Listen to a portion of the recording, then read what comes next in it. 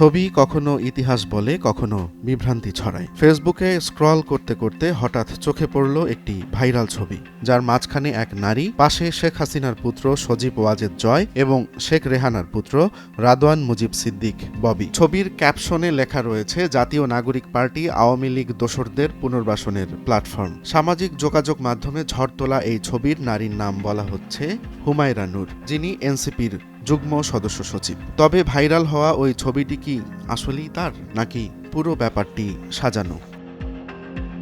স্বতন্ত্র তথ্য যাচাইকারী সংস্থা রিউমার স্ক্যানার বলছে, ছবিটি আসলে হুমায়রা নূরের নয়, এটি অন্য এক নারীর ছবি। কিন্তু কে সেই নারী? অনুসন্ধানে বেরিয়ে এলো এক চমকপ্রদ তথ্য।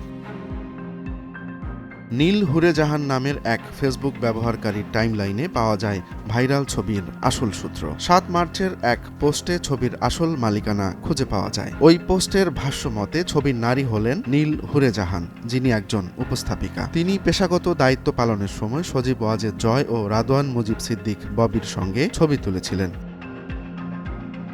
এখানেই শেষ নয়। বেসরকারি টিভি চ্যানেলের ২০২৩ সালের ১৮ই নভেম্বরের একটি ফুটেজ বিশ্লেষণ করে দেখা যায়, জয় বাংলা ইউথ অ্যাওয়ার্ড ২০২৩ অনুষ্ঠানে সজীব ওয়াজেদ জয় ঠিক একই পোশাক পরেছিলেন, যা ভাইরাল ছবির সঙ্গে হুবহু মিলে যায়। অর্থাৎ ছবিটি তখনই তোলা হয়েছিল, যা হুমায়রা নূরের সঙ্গে কোনোভাবেই সম্পর্কিত নয়।